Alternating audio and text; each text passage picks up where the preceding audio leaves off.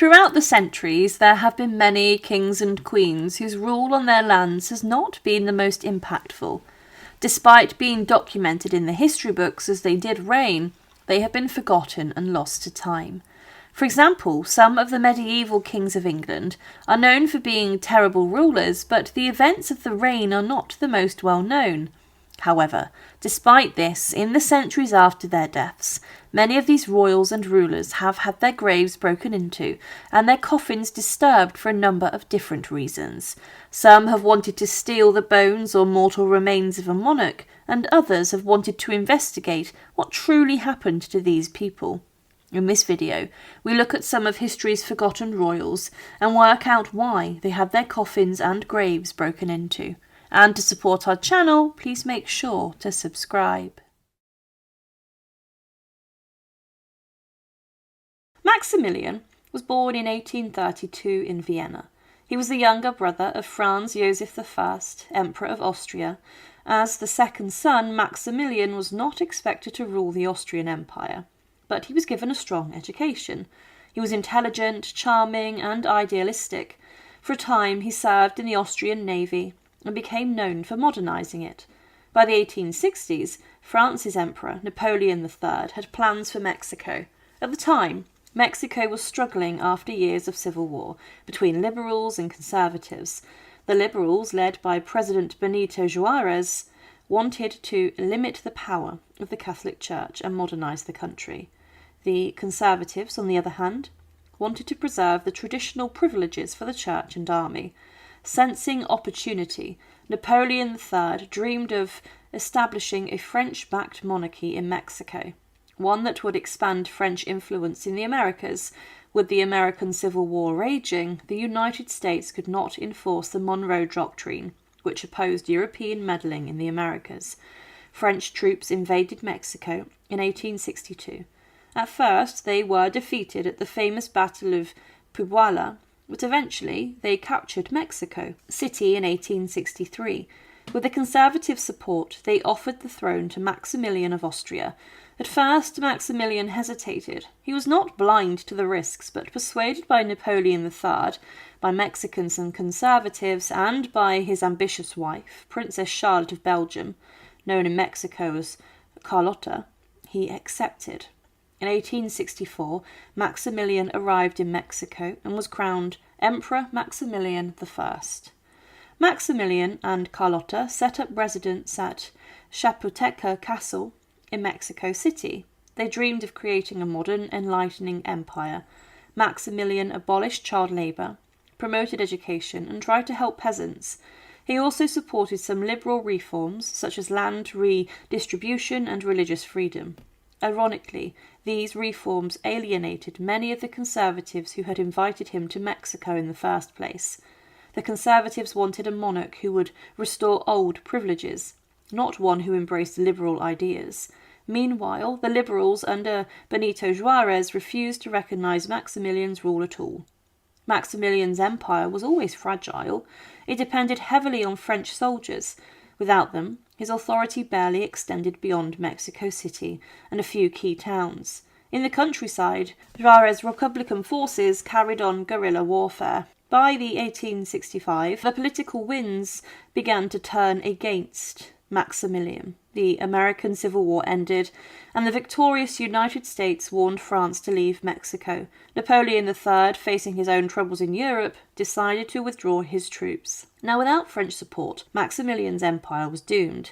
Carlotta travelled to Europe to beg for help, visiting Napoleon III, the Pope, and even her father in Belgium. She found little support, and the stress broke her. She suffered a mental collapse and never returned to Mexico. Maximilian was left to face the crisis alone. Advisers urged him to abdicate and return to Austria, but Maximilian refused. He believed it would be dishonourable to abandon those who still supported him. Instead, he stayed and tried to rally his remaining forces, and in early 1867, Republican troops besieged Querétaro, where Maximilian had gathered his army. And for weeks his forces held out, but eventually betrayal from within the city led to its fall, and on May 15th, 1867, Maximilian was captured. The capture of an emperor raised a major question. What should be done with him? Benito Juarez and his government wanted to make an example of Maximilian. For years, foreign powers had meddled in Mexico. Executing Maximilian would send a message that Mexico was sovereign and would not tolerate foreign rules. Maximilian was put on trial by a military court. He was accused of waging war against the Mexican Republic and of ordering executions on captured Republican soldiers under the so-called Black Decree. Though Maximilian's lawyers argued that he had been misled and had tried to rule fairly, the outcome was almost certain from the beginning, and on June 14, 1867, he was sentenced to death. Maximilian faced his fate with surprising calm. He reportedly said, "I have always wanted to die for a noble cause. Now I have the chance." He wrote farewell letters to his family, including his brother, Emperor Franz Joseph, and his mother. On June 19, 1867, Maximilian was led to a hill called Cerro de las Campanas, Hill of the Bells, outside of Querétaro. Alongside him were two of his loyal generals. Eyewitnesses described the scene as solemn and quiet. Maximilian gave each of the soldiers in the firing squad money, asking them not to aim at his face so that his mother could see his body one last time.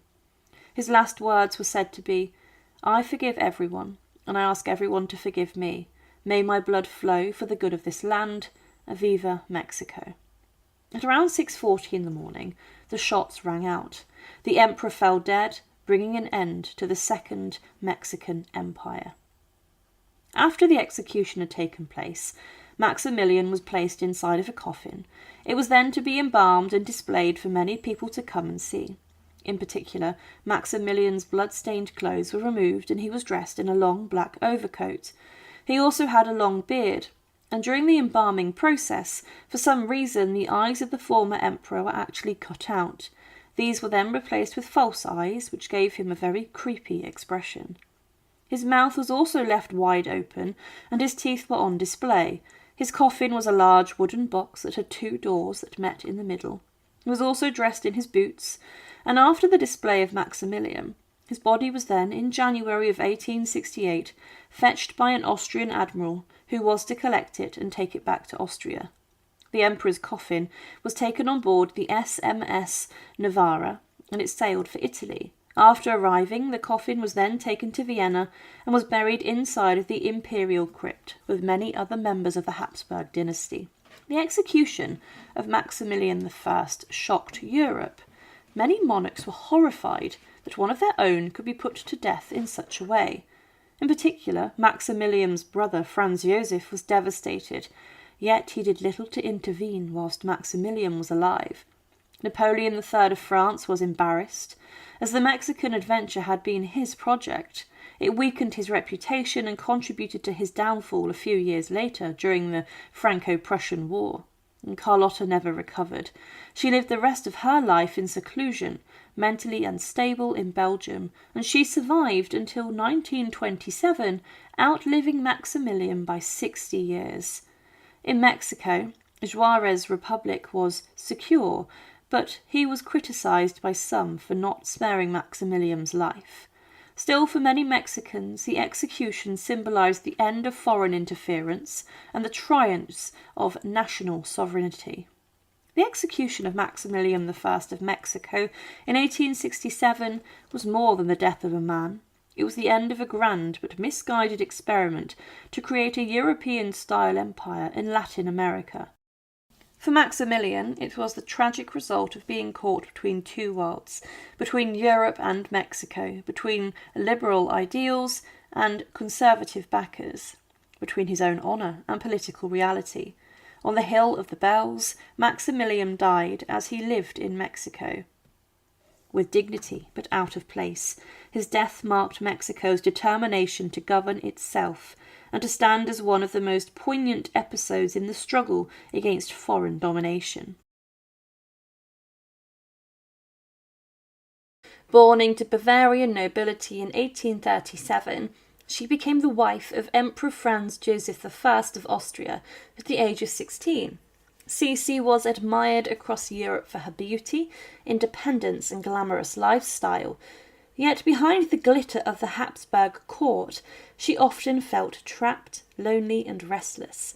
Her shocking death in Geneva in 1898 at the hands of an assassin captured headlines around the world and revealed how even royalty was not safe from the rising tide of political violence at the end of the 19th century.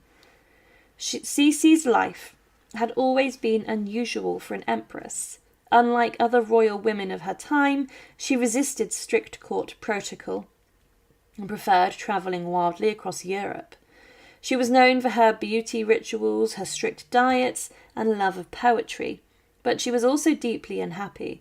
After the suicide of her only son, Crown Prince Rudolf, at Meiringen in 1889, Elizabeth was devastated.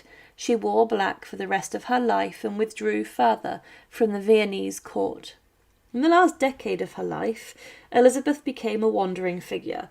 She travelled constantly, often incognito, speaking peace and privacy. She visited spas, seaside resorts and cities where she could walk without the suffocating restrictions of imperial ceremony. This freedom also made her more vulnerable, as her movements were often known to the public. The late 19th century was a time of political unrest across Europe. Monarchs and statesmen lived under the constant threat of assassination. Anarchist movements, in particular, believed that by killing rulers and symbols of authority, they could destabilise the system and inspire revolution. In 1894, French President Sadi Carnot was assassinated by an Italian anarchist, and in 1897, Spanish Prime Minister Antonio Canovas del Castillo was murdered. Kings, queens, and emperors all faced risk. By 1898, the anarchist threat was well known, yet Elizabeth did not take precautions. She disliked security and guards, preferring to move freely. This desire for independence would prove fatal. In early September of 1898, Empress Elisabeth was staying in Geneva, Switzerland, at the Hotel Beau Rivage by Lake Geneva. She was travelling under a false name, Countess of Honems, but her identity was no secret. Newspaper reported her presence, and locals gathered hoping to catch a glimpse of the famous Empress. And on the morning of September 10th, Elizabeth planned to leave Geneva to visit Montreux, accompanied by her lady-in-waiting, Countess Irma Cesari. She walked from the hotel towards the pier, where a steamship awaited. But unbeknown to her, an Italian anarchist named Luigi Lucchini had arrived in Geneva. Lucchini had originally intended to assassinate the Duke of Orleans, a pretender to the French throne, but when that plan fell through, he sought another high-profile royal target. Reading the newspapers, he discovered that the Empress of Austria was in town and decided that she would do. As Elizabeth and Countess Cesare walked along the lake, Lucchini approached. At first he appeared like a passerby.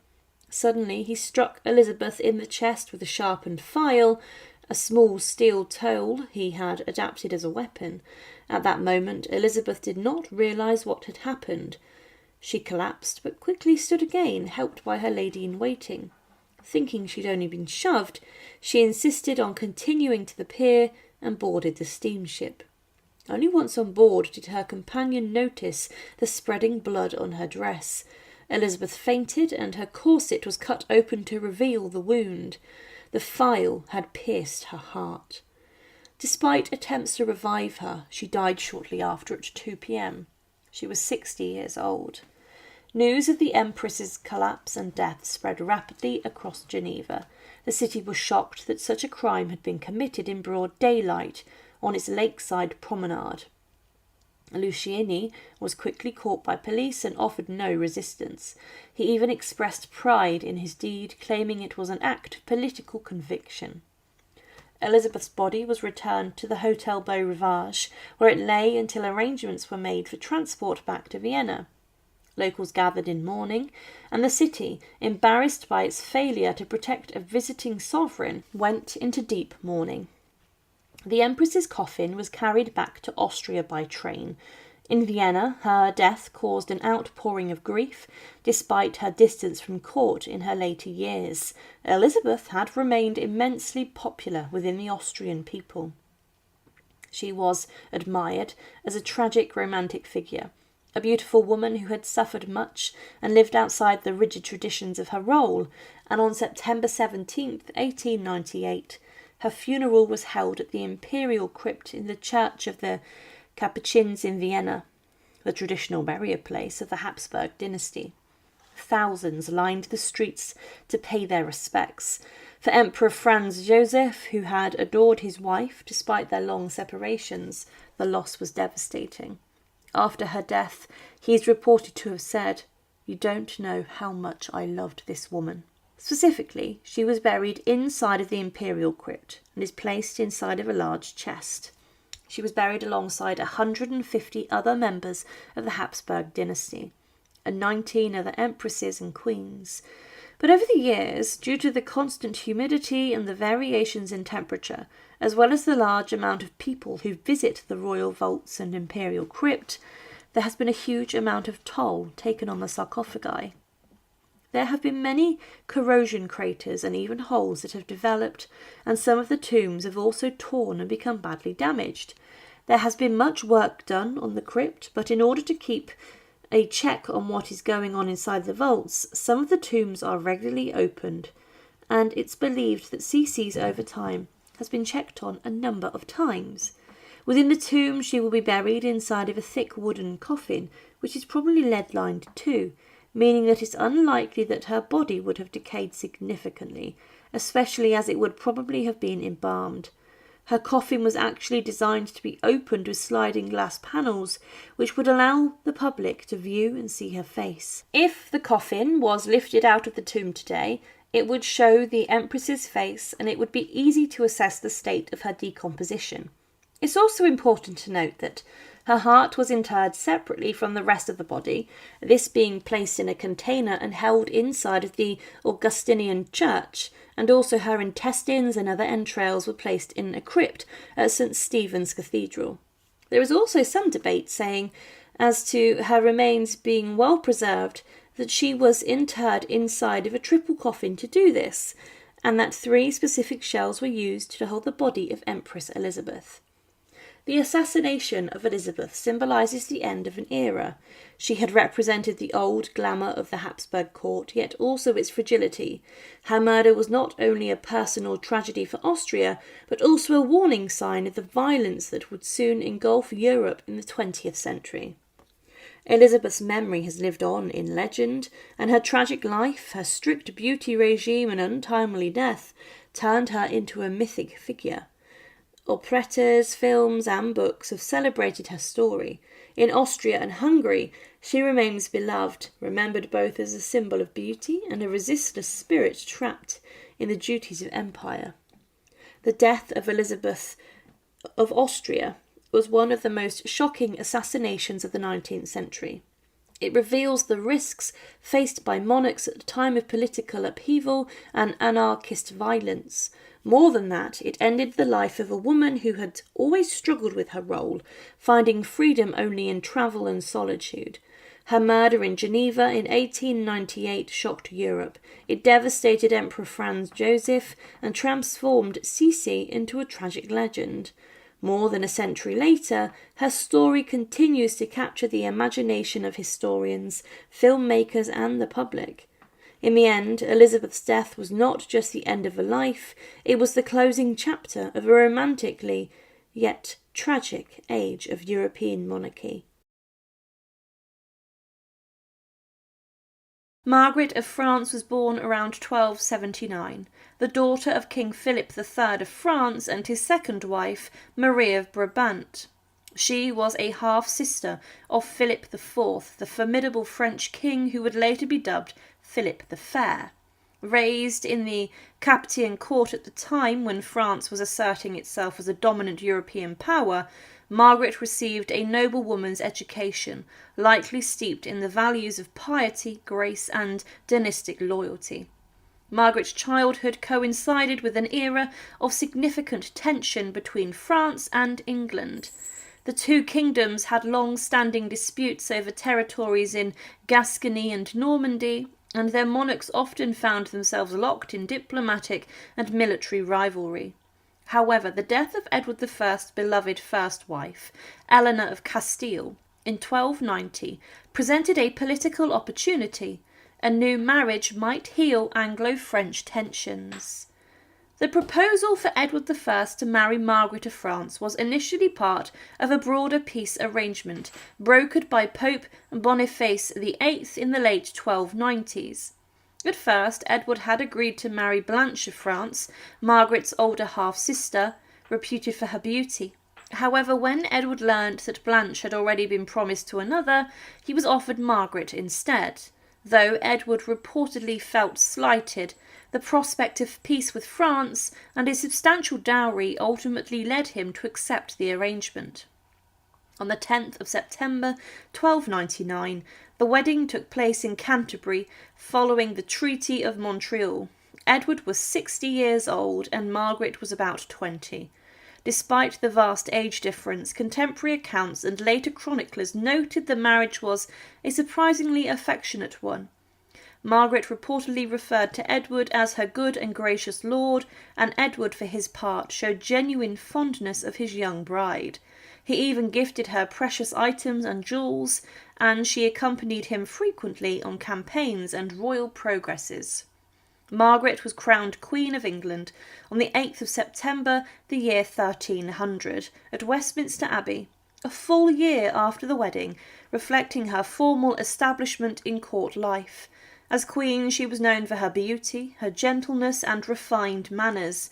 Chroniclers described her as devout and charitable, often engaging in religious observances and patronising religious houses. Unlike her predecessor, Eleanor of Castile, who had bore 16 children, Margaret would only bear 3. Her role as queen was largely traditional, focused on piety, intercession, and the production of heirs.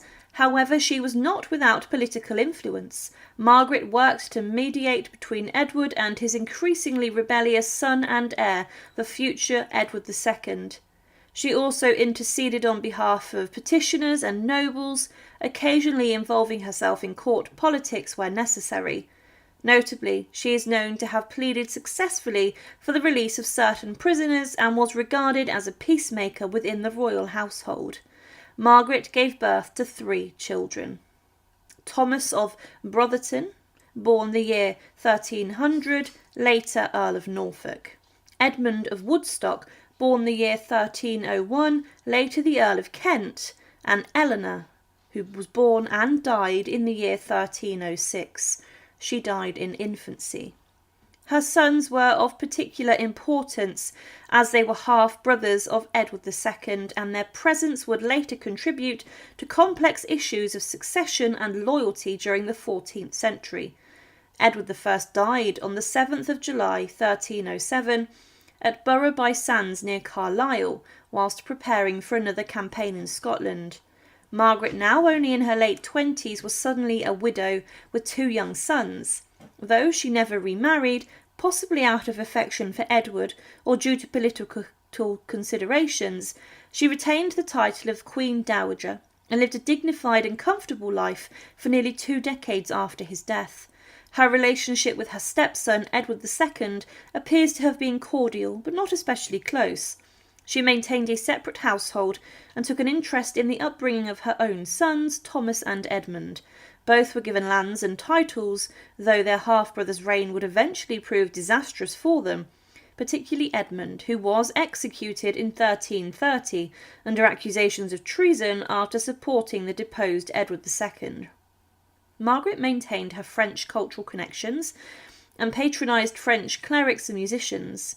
She also continued to involve herself in religious life, donating to abbeys and churches, including Amesbury Priory and Christ Church, Canterbury. Margaret of France died on the 14th of February 1318 at Castle Wallingford, Oxfordshire. She was around 39 years old, and despite her relatively young age, her death marked the end of an era, the last queen consort of Edward I, and a living link between the Plantagenet and Capetian dynasties. Margaret was buried in Christ Church, Greyfriars, London, Ciscan friary she had supported during her life. Her tomb, like many medieval royal tombs, did not survive the dissolution of the monasteries under Henry VIII. However, she had requested to be buried near her stepdaughter, Elisabeth of Rhuddlan, and expressed her wish that Edward I be remembered alongside her. Now, specifically, inside the Christchurch Greyfriars, Margaret was interred in a vault, and on top of the vault was a tomb. As mentioned, this was smashed up and broken during the dissolution of the monasteries, but there is no documented evidence that suggests the body of Margaret was exhumed and removed from the ground. It's known that Margaret was buried in the robes of a Franciscan monk and that she had given a huge amount of money to the church. Also, she had left money for a brilliantly carved tomb. Presumably just the tomb was broken and not the vault. It's considered the tomb may have even been sold off at one point, so it may still exist today, being moved to another site. With the tomb gone, the body of the Queen was left. Now, in 1666, the Great Fire of London caused chaos around the city of London and destroyed the Christchurch Greyfriars, reducing it to nothing. The church was reconstructed in the years after, and a large stone-built place of worship replaced the medieval church. It's not known if the medieval vaults were left as they were, but due to the heat of the Great Fire, the fire could have permeated the burial vaults, reducing the coffin and body of Margaret of France to nothing. During World War II, the church was again severely damaged, but this time in the Blitz, and much of the surrounding neighbourhood was set on fire. The roof and vaulting collapsed into the nave, and today the church remains in ruin. There are also rumours that the heart of King Edward I may have been buried inside the coffin with Margaret of France, his second wife. But there are a number of possibilities about the existence of her remains today. One is that they remain in a burial vault under the flooring of the church that stands. Another is that they were destroyed during the Great Fire of London or the bombing of the church, and another is that they were at some point removed. But today Margaret of France is seen as a forgotten medieval Queen of England. Anne Neville was born on the 11th of June 1456 at Warwick Castle, the younger daughter of Richard Neville, the 16th Earl of Warwick, and Anne Beauchamp, heiress to the vast Beauchamp estates. The Neville family was one of the most powerful noble houses of the 15th century, with the Earl of Warwick wielding enormous political influence during the Wars of the Roses. Known as the Kingmaker, Warwick initially supported the Yorkist cause, helping Edward IV secure the throne from Henry VI of Lancaster. Anne grew up in a world of wealth and privilege, but also of political uncertainty. Her childhood coincided with a period of intense civil war, and as a noblewoman, her marriage prospects were of great strategic importance. Alongside her older sister Isabel, Anne was considered a valuable prize for any noble family seeking to strengthen its claim or force alliances. In 1469, Warwick's relationship with King Edward IV broke down. Initially Edward's staunch ally, Warwick became disillusioned with the king's policies and his marriage to Elizabeth Woodville, which threatened Warwick's influence.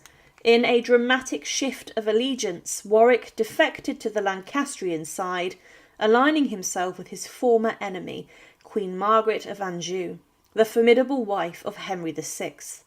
To cement this alliance, Warwick arranged for Anne, then only 14, to marry Margaret's son, Edward of Westminster, Prince of Wales and heir to the Lancastrian throne. The marriage took place in the December of 1470 at Angers Cathedral in France, and as Edward's wife, Anne became the Princess of Wales and a potential future Queen of England if the Lancastrians could reclaim the crown. However, the union was short-lived, and in April 1471, Warwick was killed at the Battle of Barnet, a decisive Yorkist victory, and just a month later, Anne's young husband Edward was killed, most likely during or after the Battle of Tewkesbury, on the 4th of May 1471. when the Lancastrian forces were crushed by Edward IV, and Anne, now a teenage widow and a political pawn, was captured by the Yorkists. Her mother-in-law, Queen Margaret, was taken prisoner, and the Lancastrian cause effectively collapsed. Following the Lancastrian defeat, Anne's future became uncertain. Some accounts suggest that she was placed in the custody of her brother-in-law, George Plantagenet, Duke of Clarence, who had married her sister Isabel. George, fearing that Anne's vast inheritance as a Neville heiress would diminish his own holdings if she remarried, may have attempted to keep her secluded. It was at this time that Richard, the Duke of Gloucester, Edward IV's younger brother, expressed an interest in marrying Anne. Richard had spent part of his youth under the guardianship of Warwick and was likely acquainted with Anne from an early age. A marriage between Anne and Richard would strengthen his power and claim to the Neville inheritance. According to later accounts, Richard had to rescue Anne from her brother-in-law's custody. The marriage negotiations were fraught with disputes over her dowry and estates, but the couple eventually wed in 1472, when Anne was about 16 years old. Richard and Anne settled in the north of England, where Richard served as the king's lieutenant, governing the region with efficiency and gaining a reputation for fairness and loyalty. For the next decade, Anne lived relatively quietly as the Duchess of Gloucester. She and Richard resided at Middleham Castle in Yorkshire, which became their principal home. It was there, around 1473, that Anne gave birth to her only child, Edward of Middleham. The boy would become the centre of Anne's affections and hopes for the future.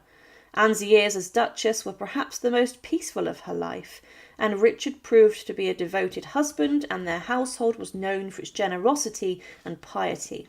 However, the stability of their life would soon be shattered by the dynastic turmoil that engulfed the House of York after Edward IV's sudden death in April of 1483. Edward IV's death set off a chain of events that dramatically changed Anne's life. Richard, as the king's brother, was named Lord Protector for Edward's young son, Edward V. However, Richard seized the throne himself, claiming that Edward IV's marriage to Elizabeth Woodville had been invalid and that the children of that union were illegitimate. On the 26th of June 1483, Richard was declared king as Richard III, and Anne was crowned Queen Consort at Westminster Abbey on the 6th of July. At 27 years old, Anne found herself at the pinnacle of power. She was the first Queen Consort to be crowned alongside her husband since the Norman Conquest, an event that underscored her importance in legitimising Richard's rule. Despite the grandeur of her coronation, Anne's reign as queen was overshadowed by tragedy and political unrest. Rumours swirled about the fate of the princes in the Tower, Edward V and his younger brother Richard of Shrewsbury, who had disappeared from the Tower of London after their uncle's usurpation. These rumours tarnished Richard and Anne's reputations, casting a dark shadow over their rule. Anne's greatest personal blow came with the death of her only son, Edward of Middleham, in April 1484, at the age of around 10 or 11. The loss devastated both Anne and Richard, who had no other children to secure their dynasty. Chroniclers noted that Anne's health began to decline rapidly following her son's death, and she then grew increasingly frail. Her grief was compounded by political instability. Richard III faced growing opposition from Henry Tudor, a Lancastrian claimant exiled in Brittany, who would soon challenge him for the throne. As Richard's position became more precarious, rumours circulated that he intended to divorce Anne and marry his niece Elizabeth of York to strengthen the claim. While there is little evidence to support this, the speculation suggests the tension and uncertainty of the time. Anne Neville then died on the 16th of March 1485 at the age of 28, likely from tuberculosis or another chronic illness.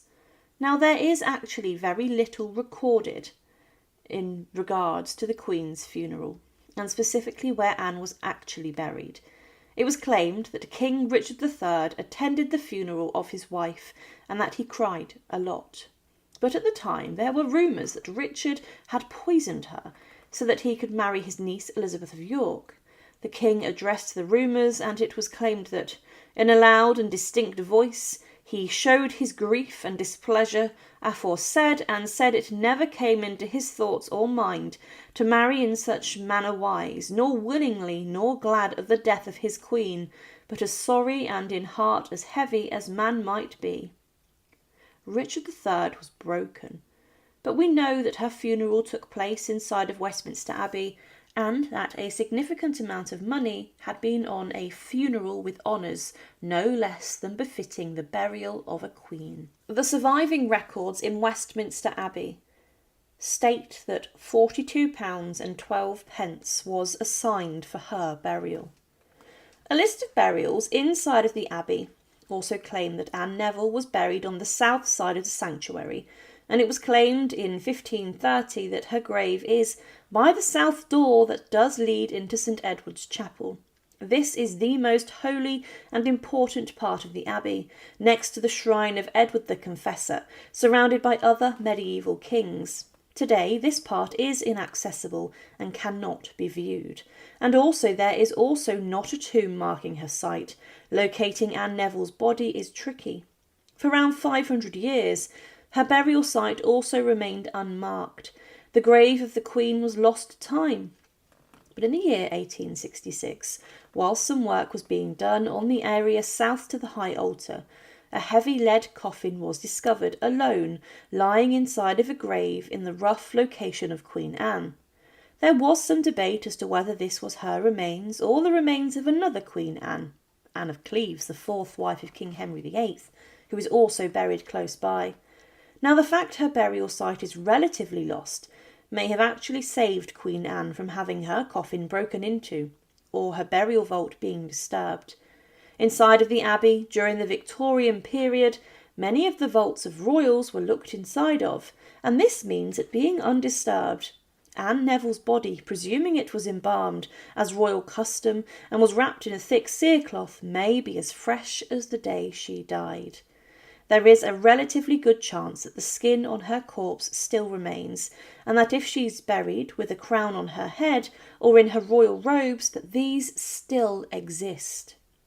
In 1960, an enamelled shield of arms with a brass plate was placed on the wall of the south ambulatory relatively close to the gravesite, and this marked her site of burial and claimed, in person, she was seemly, amiable, and beauteous, and according to the interpretations of her name, Anne full gracious, but this is not of course the exact spot and is only a memorial.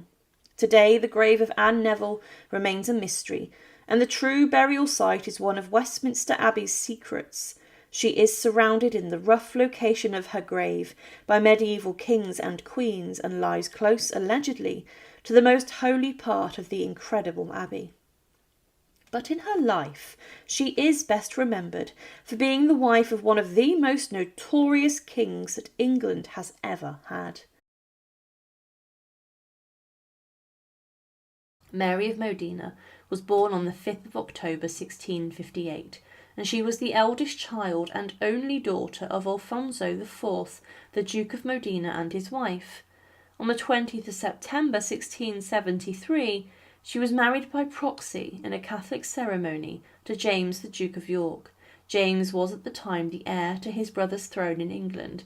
King Charles II, his brother, would throughout his reign have many children, but all of these were illegitimate and they were banned from the throne, meaning that, against all odds, the heir to the merry monarch would remain James, the Duke of York, Mary's husband. She probably never believed that she would one day become the Queen of England, Scotland and Ireland, especially with the reputation of her brother-in-law, the English king. However, on the 21st of November 1673, Mary and James, the Duke of York, married in person, this time in a Protestant ceremony within England. Mary was actually James's second wife, as his first wife, Anne Hyde, had died, leaving him with two daughters who were Protestant. Mary, the eldest, would later become Queen Mary II, and the youngest would then become Queen Anne. Mary of Modena was viewed with a great degree of suspicion by many English Protestants at the time. They thought that she was a spy or an agent of the Pope Clement X, who had been instrumental in organising the union between her and James. James had recently converted to Catholicism, and this upset many people inside of his kingdom, and his marriage to Mary was seen as a possible attack upon the Anglican Church. Many thought he would reverse the Reformation and establish Britain as a Catholic nation yet again. King Charles II actually suspected this too, and he kept his brother James out of London. And James, because of this, became the king's commissioner to Scotland, and he lived in Edinburgh with Mary of Modena, his wife. Mary and James had a number of stillborn children. However, in the June of 1688, Mary gave birth to a healthy boy named James Francis Edward Stuart. He would later, it's believed at the time, succeed as King James III, but this would never happen. The prospect of a future Catholic Stuart dynasty ruling over England and Britain sprung Protestants in the nation into action. When James took the throne, he himself was very unpopular, and this also transcended onto Mary of Modena's reputation. On the 20th of June 1688, a group of Protestant nobles approached William, the Prince of Orange, who was married to James's oldest daughter Mary, to come to England with an army to overthrow and depose King James II, Mary's father.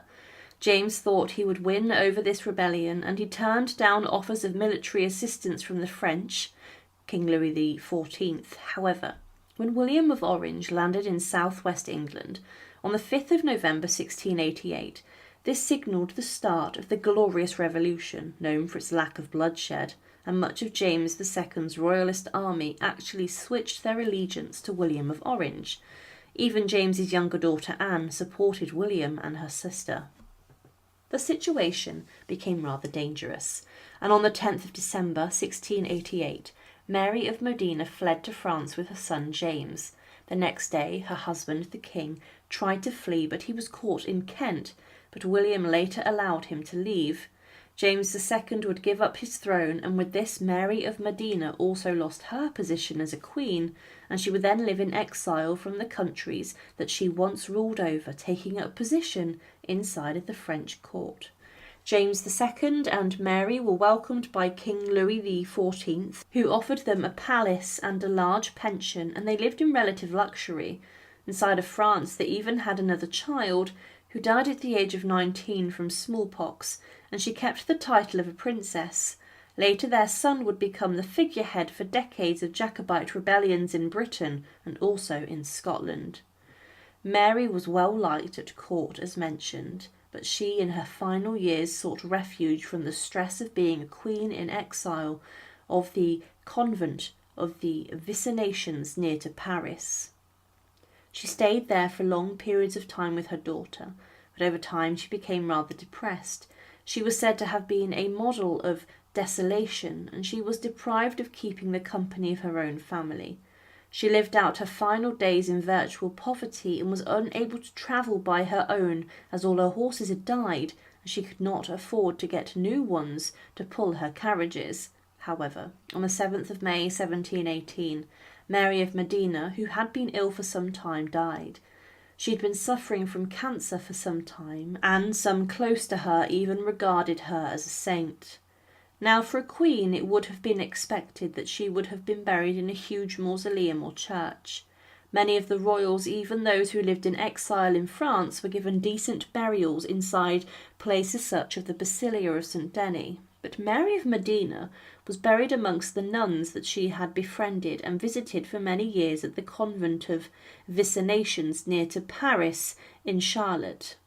Her body was buried in a vault and was looked after by the nuns who visited regularly. However, when the French Revolution broke out inside of the country, there was a huge amount of turmoil and trouble spreading, especially relating to the bodies of members of any royal family. People were being led to the guillotine for just uttering a sentence of support for a former monarch, and there were decrees issued for the French people to attack and desecrate the remains of former kings and queens. Mary's husband James, despite the fact he had ruled Britain, had his tomb and coffin taken, and this went missing and still has not been found. This was exactly the same fate that Mary of Modena's body was subjected to. the convent where she was buried was ransacked and looted, and her burial vault was opened, and the coffin was removed from the grave. Mary's body, it's believed, was probably taken out of the coffin too, and may have been dumped in a shallow pit or grave outside, similar to what they did to the French kings and queens in St. Denis. But her coffin was also shattered. But one part of this does exist, the brass coffin plate which today is inside of the British Museum. It's not known how this fell into the hands of the museum either, and her remains were never found or subjected to reburial after the desecration of her tomb. As mentioned, Mary of Modena is often considered a forgotten queen who ruled over England with her husband as his consort, but their reign was somewhat of a disaster. Her son would later be the figure of rebellion as Jacobites wanted to restore her line to the throne, but she probably never intended to become Queen of Britain in the first place. However, she only held this position for less than 4 years. But following her death, Mary of Modena's remains were subjected to a huge amount of desecration during the turbulent French Revolution. Thank you for watching, and to support our channel, please make sure to subscribe. And again, thank you so much for watching.